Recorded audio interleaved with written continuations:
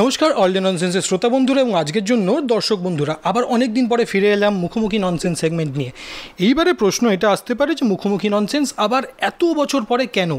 তার পিছনে কারণ হচ্ছে, দেখুন সত্যি কথা বলছি, কয়েকটা গল্পের বই পড়ছিলাম। যেরকম সবার আগে পড়লাম ঈশ্বর যখন বন্দী, তারপরে পড়লাম নরক সংকেত এবং কিছুদিন আগে পড়তে শুরু করেছি সাত শিহরণ। আর এই বইগুলো পড়তে পড়তে মনে হলো ওনার লেখা গল্প যদি আপনাদেরকে না শোনাতে পারি তাহলে ভারী অন্যায় হবে। তাই জন্য আজকে আপনাদের জন্য রয়েছে একটি বিশেষ গল্প, মীরার প্রেম, এবং সেই গল্পের লেখিকা আমাদের সঙ্গে রয়েছেন দেবারতী মুখোপাধ্যায়। দিদি নমস্কার। নমস্কার। আচ্ছা, একদম ইন্টারভিউয়ের শুরুতে আপনাকে একটা প্রশ্ন যেটা হিসেবের বাইরে, সেটা হচ্ছে অ্যাকচুয়ালি অনেকের কাছে শুনেছি WBCS অফিসাররা একটু নাকি রাগি হয়, কথাটা কি সত্যি? সেটা তো তুমিই ভালো বলতে পারবে। না, এটা যদি আপনি আগে থেকে বলে দিলে কি সেই হিসাবে প্রশ্নগুলো করা যাবে? না, আমি তো আমি নিজের আগে কি আমি নিজে খুব হাসি খুশি সেটা তো বলতে পারবো না। তুমি নিজে পুরো আমার সাথে ইন্টারভিউটা নাও, কথোপকথন হোক, তারপরে তুমি আমাকে লাস্টে বলবে তোমার কি মনে হলো। আচ্ছা, অবশ্যই। তাহলে ইন্টারভিউয়ের একদম শুরুতে যে প্রশ্নটা দিয়ে শুরু করবো সেটা হচ্ছে, এই লেখালেখির যাত্রা কবে থেকে এবং কিভাবে শুরু? লেখালেখির যাত্রা যদি বলো, আমার প্রথম উপন্যাস ঈশ্বর যখন বন্দী 2016 সালের শেষের দিকে বেরোয়। সেটাই আমার প্রিন্টেড লেখালেখি শুরু আর কি। তার আগে আমি ছোটোবেলায় যেমন অনেকেই লেখে বিভিন্ন পত্রপত্রিকায় লিখতাম, কিন্তু বড় হয়ে ওটাই আমার প্রথম উপন্যাস। ছোটো থেকে এটা ইচ্ছে ছিল যে বড় হয়ে কোনোদিনও রাইটার হব বা আমার বই বেরোবে, and like selling like hot kachoris যেটাকে বলে, সেই জিনিসটা? বই বেরোবে সেরকম কোনো ব্যাপার নয়, তবে ছোটো থেকে আমি লিখতাম, ছোটো থেকে আমার লিখতে ভালো লাগতো। ক্রিয়েটিভ রাইটিং যেটাকে বলে, তাতে আমার একটা প্যাশন ছিল, এবং তা থেকে যদি বলো, হ্যাঁ আমার একটা লেখক হওয়ার ইচ্ছা ছিল মনের মধ্যে সুপ্ত। এই লেখক হয়ে ওঠার যাত্রাপথে অনুপ্রেরণা হিসেবে কারা কারা কাজ করেছেন?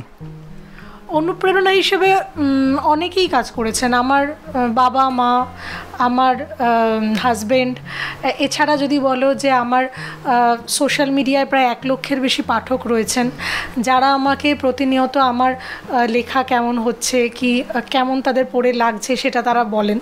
তো এরা প্রত্যেকেই আমার অনুপ্রেরণা, প্রত্যেকেই আমাকে কনস্ট্যান্ট তারা মোটিভেট করে যান যে আমি যাতে আরও ভালো লিখতে পারি, নিজেকে আরও উন্নত করতে পারি।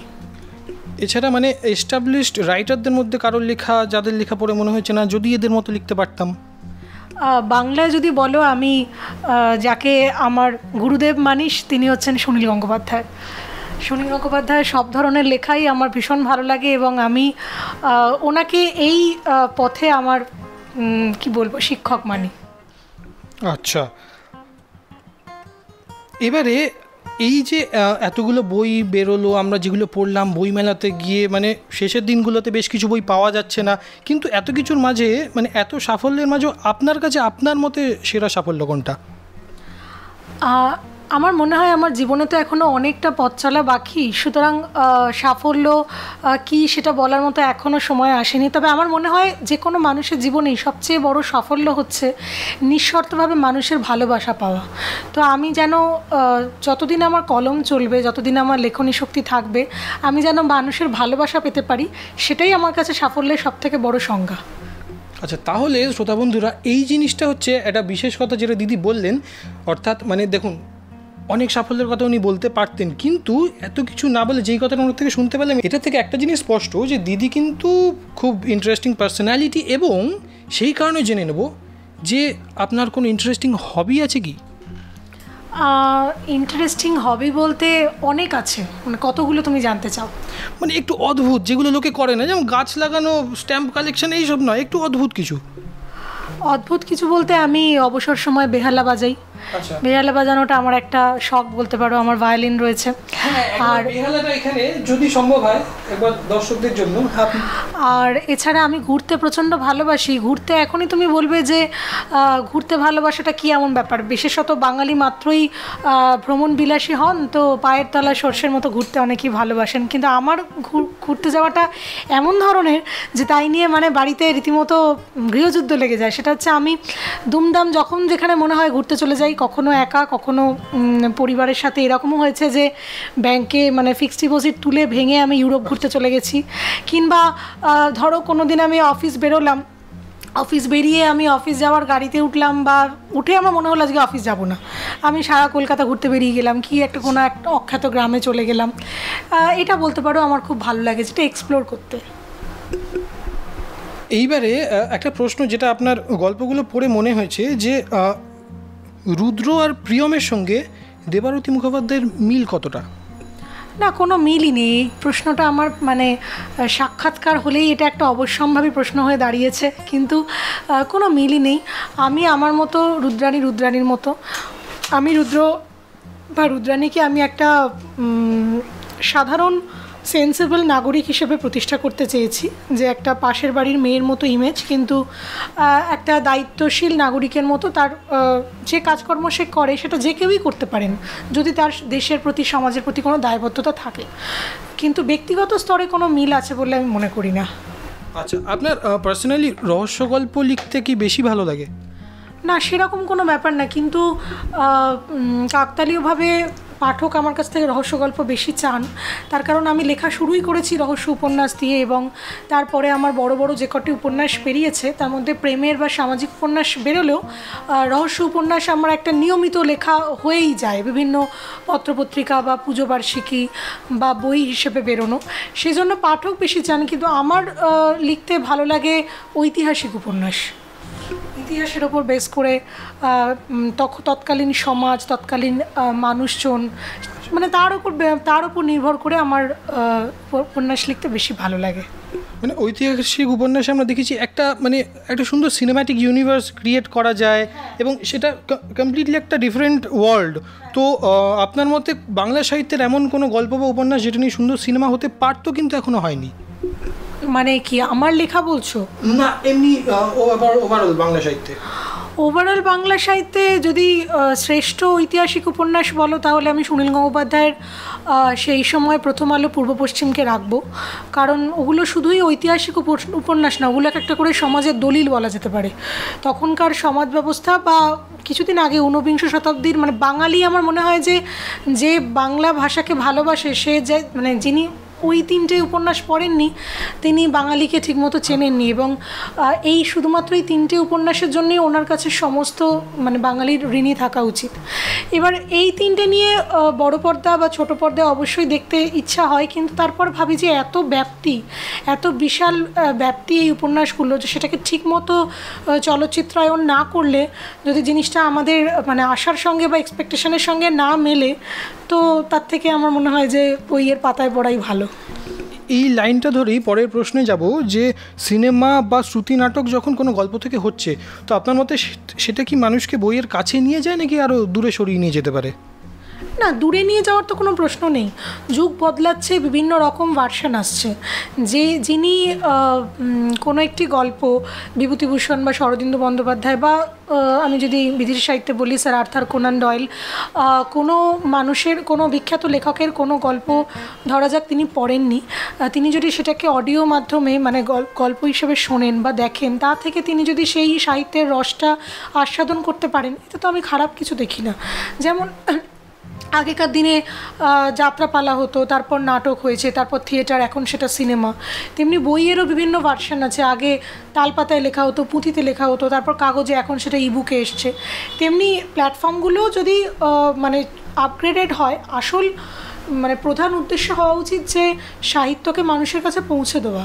সুতরাং সেটা কি মোডে যাচ্ছে বইয়ে, দু মলাটের মধ্যে না অডিও ভিজুয়ালভাবে না বা অডিওভাবে, সেটা আমার মনে হয় যে খুব একটা কিছু আপত্তি থাকার কথা নয়। কিন্তু একদম বর্তমান প্রজন্মের কিছু বাচ্চা কাচ্চাদের কাছে এই জিনিসটা আমি নিজেও শুনেছি, তাদের মনে হয় যে ব্যোমকেশ বক্সী দূর পড়বো কেন, দুদিন পরে তো আবার সেই সিনেমা হয়েই যাবে। হ্যাঁ, তুমি যে দৃষ্টিভঙ্গি থেকে বললে সেটা ঠিক। আবার আমি এভাবেও তোমাকে কাউন্টার আর্গুমেন্ট করতে পারি যে এমনও তো হতে পারে যে বাচ্চাটা ছোট থেকে ইংলিশ মিডিয়ামে পড়েছে, সে বাংলা কোনো সাহিত্য পড়েনি। তো সে সময় সে যদি একটা কোনো ভালো ব্যোমকেশ বক্সীর সিনেমা দেখে বা কোনো একটা ভালো ব্যোমকেশ বক্সীর উপন্যাসের অডিও স্টোরি শোনে, তা থেকে সে আকৃষ্ট হয়ে তো সে পরপর ব্যোমকেশের গল্পগুলো পড়ে ফেলতেও পারে। সুতরাং আলটিমেটলি তার তো বাংলা সাহিত্যের প্রতি তাকে এগিয়ে নিয়ে আসাই হলো। একে অপরের পরিপূরক। হ্যাঁ, একে অপরের পরিপূরক। সিরিয়াস কথাবার্তার পরে এইবারে চলে যাবো র্যাপিড ফায়ারে, মানে একটু কারেন্ট জোরের জোনে, কিন্তু উইদাউট এনি কন্ট্রোভার্সি। তো র্যাপিড ফায়ারে যে প্রশ্নগুলো আমার আছে, প্রথমে হচ্ছে আইদার অর, বেশি সময় না নিয়ে যতটা সম্ভব তাড়াতাড়ি, কম ভেবে এটা না ওটা। ছোট গল্প না উপন্যাস? উপন্যাস। সত্যজিৎ রায় না ঋত্বিক ঘটক? সত্যজিৎ রায়। লেখক সত্যজিৎ রায় না ডিরেক্টর সত্যজিৎ রায়? পরিচালক সত্যজিৎ রায়। চিংড়ি না ইলিশ? ইলিশ। ইস্ট বেঙ্গল মোহনবাগান? মোহনবাগান। রবি ঠাকুর না নজরুল ইসলাম? রবীন্দ্রনাথ ঠাকুর।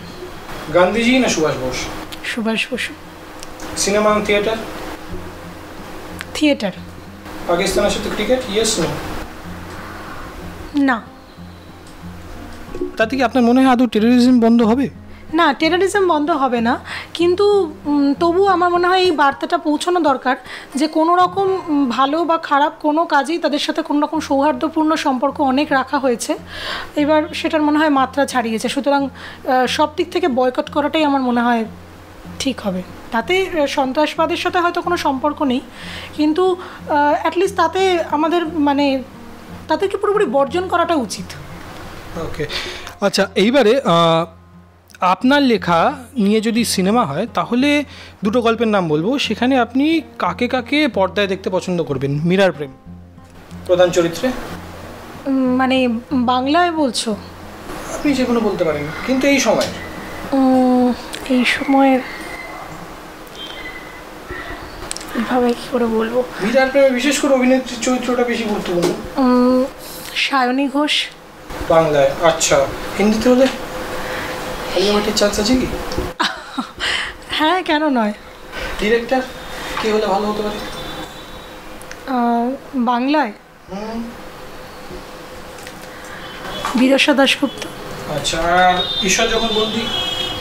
ঈশ্বর যখন বন্দীতে রুদ্র চরিত্রেও সায়নী ঘোষই বলবো, কারণ অলরেডি এই ব্যাপারে আমার আগে থেকেই মনে হয়েছিল যে রুদ্রাণীর চরিত্রে সায়নী ঘোষ বেশ ভালো পারফেক্ট হবেন। আচ্ছা, ডিরেক্টর কি হলে ভালো হয়? অরিন্দম শীল। অরিন্দম শীল, বেশ। এবারে আপনার পছন্দ অনুসারে, মানে একদম চয়েস অফ প্রেফারেন্স অনুসারে 1 থেকে 5, চাঁদের পাহাড়, দেবদাস, শেষের কবিতা, দেবী চৌধুরানী, বিশ্বাসঘাতক?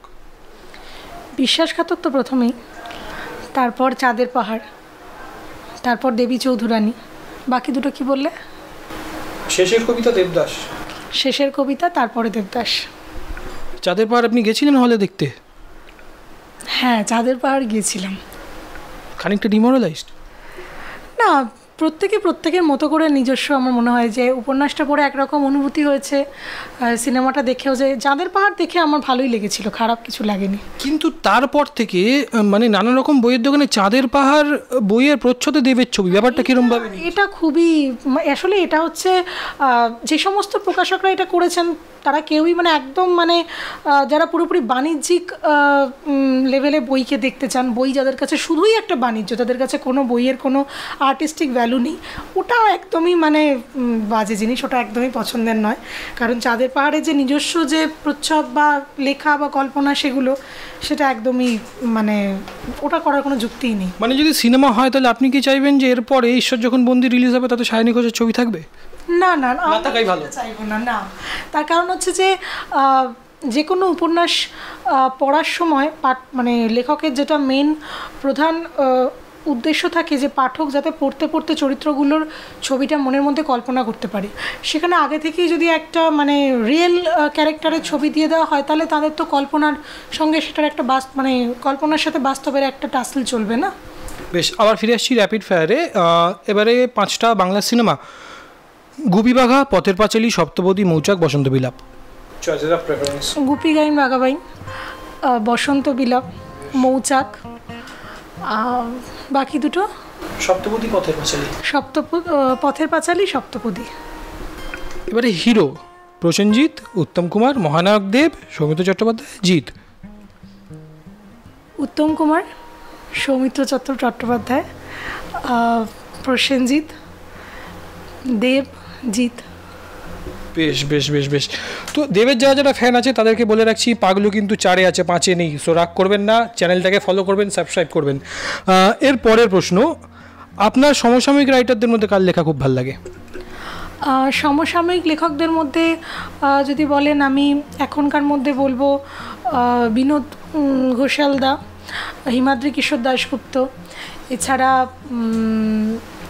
এই দুজনের লেখা খুবই ভালো লাগে। এরা অত্যন্ত নিয়মিত লেখেন এবং এদের লেখার মধ্যে প্রচুর মানে একটা সবসময় একটা রসদ থাকে।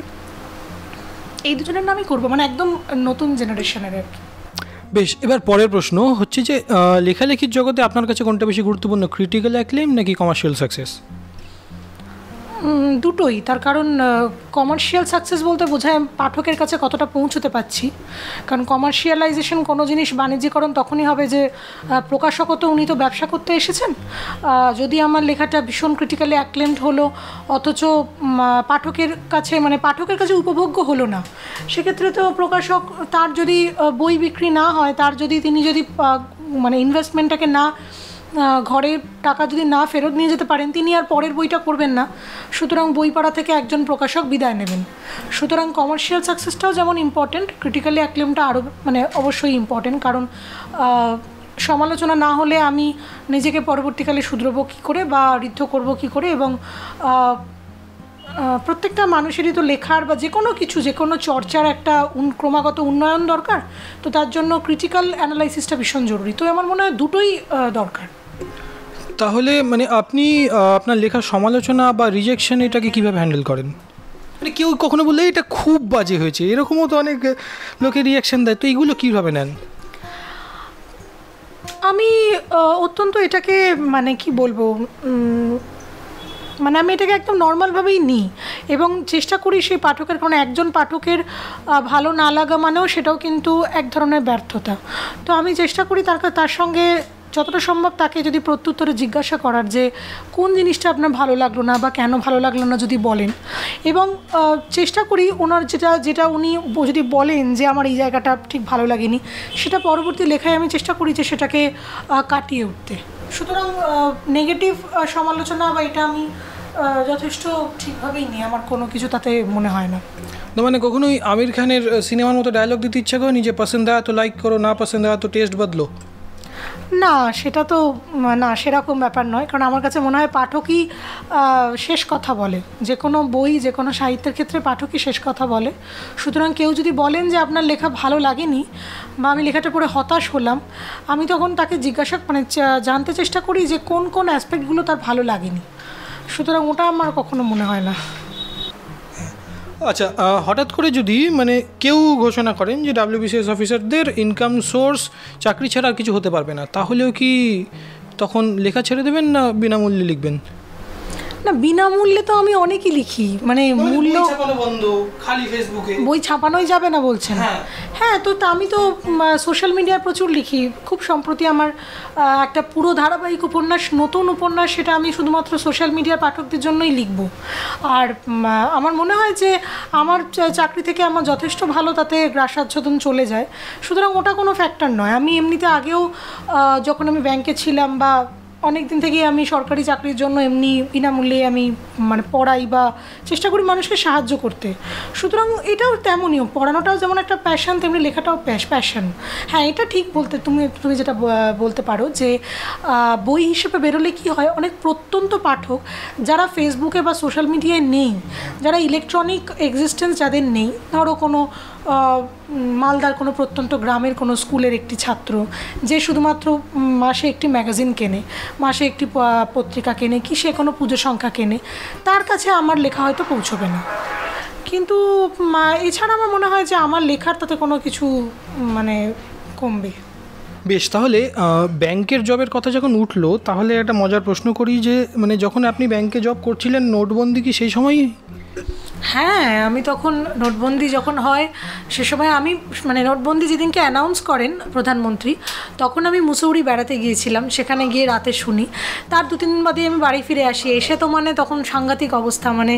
আমি যেদিন গেছি ব্যাংকে, যেহেতু ব্যাংকে আমি এমনি পেছন দিকে বসতাম, আমার কেবিনে বসতাম, যে সমস্ত গ্রাহক রোজ আসেন না তারা আমাকে অত চিনতেন না, তারা ক্যাশ থেকে টাকা তুলে চলে যেতেন, আমাকেই ঢুকতে দিচ্ছেন না, বলছে লাইনে দাঁড়ান। তারপরে আমাদের আবার সিকিউরিটি গার্ড, সে আমাকে এসে নিয়ে যায়। তো তখন তো প্রত্যেক দিনই রাতে 11:30, 12টা, 12:30 এই নিয়ে আমি একটা গল্পও সে সময় লিখেছিলাম ডিমনিটাইজেশন নিয়ে। একটা গল্প না, একাধিক গল্প লিখেছি ডিমনিটাইজেশন নিয়ে। না না, আমার প্রকাশনের যে বইটা নির্বাচিত 42 তাতে বেরিয়েছে। ব্যাংকের অভিজ্ঞতা নিয়ে আমার অনেক কটা গল্প আছে। अच्छा अच्छा, मैंने तब सचमुच सच्चे अच्छे दिन आ गए थे। হ্যাঁ, আচ্ছা দিন। তারপর দেব সাহিত্য কুটির থেকে যেটা সাতশিহরণের লকার নম্বর 33, ওটাও একটা ব্যাংকের পুরো একটা প্রত্যক্ষ মানে ব্যাংকের অভিজ্ঞতার উপরেই, ব্যাংকের লকারের একটা ক্রাইম নিয়ে। তো নোটবন্দির সময়টা একটা পুরো তখন প্রায় টানা 1-1.5 মাস রাতে 12টা 12:30 হয়েছিল। কিন্তু নিজেদের 2000-এর নোটগুলো আনতে সুবিধাও তো হয়েছে। হ্যাঁ, কিন্তু আমার নোট নিয়ে সেরকম করে ফ্যাসিনেশন নেই, তবে অনেকেই আছেন যাদের নোট নিয়ে খুব ফ্যাসিনেশন। তো তখন আমি কি করতাম, 2000-এর নোট নয়, যখন 200 টাকার নোট বেরোলো আমি কি করতাম, তখন মানে বাজারে মানুষজনের কাছে 200 টাকার নোট নেই, মানে একদম মানে সবে তখন ব্যাংকেই এসেছে। এবার আমি কি করতাম, যখন আমি অফিস যেতাম বাসে বা যখন পাবলিক কোনো ট্রান্সপোর্টে যাচ্ছি, ইচ্ছা করে আমি কন্ডাক্টরকে 200 টাকার নোটটা বাড়িয়ে দিতাম। এবার সঙ্গে সঙ্গে আশপাশের লোকেরা বলতো কি 200 টাকা আমাকে দিন, ওটা আমার মনেও দিলাম করে লোককে আমি দিতাম আর কি নোটটা। সেলিব্রিটি ফিলিং না, না দ্যাট ইজ গুড। আচ্ছা, আপনার মানে লাইফে এমন কোনো ইনসিডেন্ট যেটা খুবই ননসেন্স কোনো কাজ আপনার মানে মনে হয়েছে এটা আমি কি করে ফেললাম, but in a funny way, কি এটা কি করে হয়ে গেল, এরকম কোনো ঘটনা? এরকম কোনো ঘটনা, এরকম অজস্র ঘটনা আছে। আমি অত্যন্ত কোনো কিছু শোনা যায়?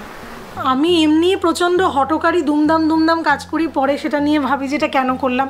আমি যখন চেন্নাইয়ে চাকরি করতাম কগনিজেন্টে, মানে 4-5 বছর আগে, ব্যাংকেও ঢোকার আগে, চেন্নাই থেকে একবার মনে হলো ঘুরতে যাব। তো এবার আমি নেটে সার্চ করে দেখলাম যে ইয়েলাগিরি বলে ওখানে একটা পাহাড় আছে, মানে আমাদের এখানে যেমন দার্জিলিং তেমনি ওখানে ইয়েলাগিরির মতো একটা ছোটো হিল স্টেশন আছে। তো আমাদের এখানে যেমন এনজেপি অবধি গিয়ে সেখান থেকে জিপে বা কিছু করে যেতে হয়, তেমনি তিরুপাত্তুর বলে একটা জায়গা থেকে ওই ইয়েলাগিরি যেতে হয়। এবার আমি তাড়াহুড়োতে একাই ঘুরতে বেরিয়ে গেছি সকালবেলা। তাড়াহুড়োতে দুটো তিরুপাত্তুর ছিল, একটা হচ্ছে ইয়েলাগিরির ওখানে পাহাড়ে, আর একটা পুরো তার থেকে অনেক নিচে একদম মানে প্রত্যন্ত মানে গ্রামের মধ্যে, সাউথের একটা গ্রাম, সেটা হচ্ছে মাদুরাইয়ের কাছে। আমি সেখানে চলে গেছি ভুল করে, মানে ওটা এক্সট্রিম নর্থ, ওটা এক্সট্রিম সাউথ। এবার গিয়ে আমি ফিরতেও পাচ্ছি না, ওখানে কোনো থাকার জায়গা নেই, মানে একা সারাটা দিন। তারপর চেন্নাই ফেরাটাও মানে ওখান থেকে সপ্তাহে রোজ চেন্নাই ফেরার বাসও নেই, এমন অবস্থা। সে অনেক কাণ্ড করে তারপর ওটা একটা এক্সপিরিয়েন্স যে আমি দুমদাম করে মানে ঠিক মতো দেখিনি যে আমি কোন তিরুপাত্তুরের বাসে উঠছি। ওটা ইয়েলাগিরি যাওয়ার, এদিকে ইয়েলাগিরিতে আমার হোটেল বুক, সব বুক, মানে ইয়েলাগিরি যাওয়ার তিরুপত্তুরে উঠছি না মাদুরাই চলে যাচ্ছি। তো সেটা একটা সেই সময় খুব ট্রমা লেগেছিল, কিন্তু পরে মনে হয়েছিল এটাও একটা অভিজ্ঞতা। আর একটা যদি বলো, এটা আমি কোথাও বলিনি, তোমাদেরই প্রথম বলছি, সেটা হচ্ছে আমি যখন ক্লাস 2-এ পড়ি আমি বোম্বেতে হারিয়ে গেছিলাম। মানে বোম্বের একদম জুহু বিচে, মানে লক্ষ মানে বোম্বে তো প্রচুর জনবহুল শহর। আমি সেখানে মানে বাবা মার সাথে কিছু একটা বোধহয় ভিডিও গেমস কিছু কেনা নিয়ে বোধহয় মানে বাবার সাথে আমার রাগারাগি হয়েছে। বাবা বলেছে এখন কিনে দেবো না, ঘুরে নে তারপরে দেবো, এরকম ব্যাপার। তো আমি মানে আমার আবার একটুখানি অভিমানটা বেশি, আমি ইচ্ছে করে বাবার থেকে ডিস্টেন্স বাড়াতে হারিয়ে গেছি। তখন আমি 2-এ উঠেছি, মানে 7-8 বছর বয়স হবে। তখন আমি মনে আছে ওখানকার মানে জুহু বিচের যিনি ট্রাফিক পুলিশ, তাকে গিয়ে বলে সেখান থেকে থানায় গিয়ে, থানা থেকে গাড়ি করে আমি হোটেলে ফিরেছিলাম। গিয়ে দেখি বাবা আমার খুঁজতে বেরিয়ে গেছে, মা তো কান্নাকাটি করছেন। তো এই দুটো বলতে পারো যে দুমদাম কিছু কাজ করার জন্য আমার অভিজ্ঞতা। আচ্ছা বেশ, তাহলে যেটা আমরা শিখতে পারলাম যে বোম্বেতে গিয়ে কখনো বড়দের সঙ্গে ঝগড়া করতে নি, এবং বাসে ওঠার আগে কিন্তু বাসের নাম্বারগুলো ভালো করে দেখে উঠবেন। এই প্রবলেম আমারও হয়েছে। এবারে পরের প্রশ্নে চলে যাব, সেটা হচ্ছে যে নেক্সট বই কি শিডিউল কবে আসছে? না, নেক্সট বই মোটামুটি এখনও অবধি আমি লেখার কাজ চলছে, তো দেখা যাক কবে বেরোয়। এখন এই বইটা অনেক দিন হয়ে গেল, ফ্যানেরা পড়ে মুখস্থ করে ফেলেছে। না, বইমেলাতে তো আমার 3টে বই প্রকাশিত হয়েছে। নভেম্বরে হয়েছে অগরে ঘুমিয়ে শিব, বইমেলায় 3টে বই প্রকাশিত হয়েছে, সাতশিহরণ দেব সাহিত্য কুটির থেকে, নির্বাচিত 42 দ্বীপ প্রকাশন থেকে, আর নন ফিকশন মানে সত্যিকারের খুনের মামলা নিয়ে বুক ফার্ম থেকে হারিয়ে যাওয়া খুনিরা। তো এখন তো আমাকে লিখতে হবে, এখন আমি লিখছি। তো আমি মোটামুটি প্রত্যেক বছরই ফেব্রুয়ারি থেকে মে জুন মাসটা লেখার ফেজে থাকি, তারপর দেখা যাক। আচ্ছা বেশ, তো নতুন লেখা নিয়ে যেরকম ভাবতে হয়, কিন্তু যেটা লেখা হয়ে গেছে সেটা কতটা মাথায় আছে সেটা একবার পরীক্ষা করব। আপনার কোনো না কোনো লেখার থেকে একটা লাইন বলবো, আপনাকে বলতে হবে কোন গল্প। সর্বনাশ, ঠিক আছে। খুব সহজই হবে, একবার শুনে দেখুন। কি বলছো তুমি? নেক্রোফিলিয়াক, কলকাতায়, এতরিয়া স্যাম্পল। হ্যাঁ, এটা তো বলতে পারবো, এটা মর্গেন নেকড়ে ইঁদুর। সেটা নেক্রোফিলিয়াকের জন্য বিশেষ করে। তাহলে তার পরেরটা, সেটা যদি সত্যি হয় তবে তো ওরা প্রশ্ন তুলতেই পারেন যে তারপর থেকে এই 2500 বছরে এরকম সিনড্রোম আর দেখা গেল না কেন। এটা সম্ভবত নেদারল্যান্ডের চারপেট। কেন কি ওই রাজা নেবুচাডনেজারের যে একটা মানে মেন্টাল বিকৃতি, সেটা নিয়ে আর কি, সেই প্রসঙ্গে লেখা। কারেক্ট। তারপরটা হচ্ছে, না সে কিছুতেই হতে পারে না, আমি তোমাকে ছাড়া বাঁচবো না, তুমি কেন কাল আমার সঙ্গে ঝগড়া করে বললে মরে যাবে। এটা সম্ভবত মীরার প্রেম। এটা মীরার প্রেম। দিদির মনে আছে সব কটা। আচ্ছা, তবুও আর দুটো ট্রাই করবো, দেখা যাক। আচ্ছা, সিনথেটিক এলিমেন্টগুলোর হাফ লাইফ এত কম, তার মানে সেগুলো ডেফিনেটলি রেডিও অ্যাক্টিভ, তাই তো? নরক সংকেত। কি, তাই তো? আচ্ছা, এবারে শেষ একটা, এটা না পারলে একটু খুশি হবো, তুমি পেরে যাবেন। দেখুন, প্রখ্যাত আর্কিওলজিস্ট ডক্টর সুরঞ্জন সিংহ রায় নিখোঁজ। ঈশ্বর যখন বন্দি। হারালো গেল না এইবারের মতো, ঠিক আছে, পরে যদি আবার কখনো হয় হারানোর চেষ্টা করব। এবারে শেষ দুটো প্রশ্ন, সাহিত্যিক হিসেবে নিজেকে 10-এ কত নম্বর দেবেন? কোনো নম্বরই দেবো না, এখনও নম্বর দেওয়ার জায়গায় আমি নিজেকে এনেছি বলেই মনে করবো না। সবে তো 2-3 বছর লিখছি। বাংলা সাহিত্যে কত দিকপাল, কত ভালো ভালো সাহিত্যিক রয়েছেন। তবু নিজেকে না, আমি এখনও নিজেকে নম্বর দেওয়ার যোগ্যই মনে করছি না, কোনো নম্বরই দেবো না। মানে 10-এ 0ই, এখনও 0তেও এখনও পৌঁছইনি। আচ্ছা, এই তারপরে আমরা যে আপনার 1-1.5 ঘন্টা সময় নষ্ট করলাম, সেই টোটাল সময়টাকে 10-এ কত দেবেন? 10-এ 10ই দেবো, কারণ এখনকার মানে বাচ্চা ছেলে মেয়েরা, তোমরা তো ছোটোই, তো এখনকার যুব সমাজ বা বাচ্চা ছেলেরা যে কোনো রকম কিছু মানে খারাপ কিছুতে এনগেজ না হয়, এরকম একটা ভালো ক্রিয়েটিভ জিনিস করছো, নিজেদের চাকরি পড়াশোনা বাঁচিয়ে ছুটির দিনে, তো এটা অবশ্যই খুব প্রশংসনীয়। আমার তরফ থেকে একদম পুরোপুরি শুভকামনা রইল।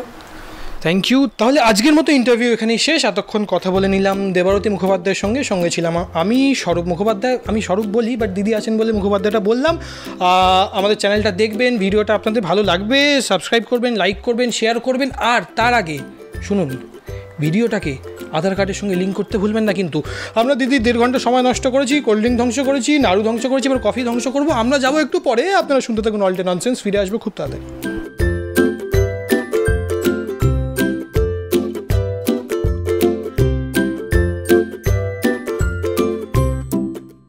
আশা করি দিদির সঙ্গে কথা বলে আপনাদের সকলের ভালো লেগেছে, এবং গল্পটা শুনতে হলে, অর্থাৎ মীরার প্রেম শুনতে হলে একটুখানি অপেক্ষা করতে হবে। গল্পটি আসছে সামনের রবিবার।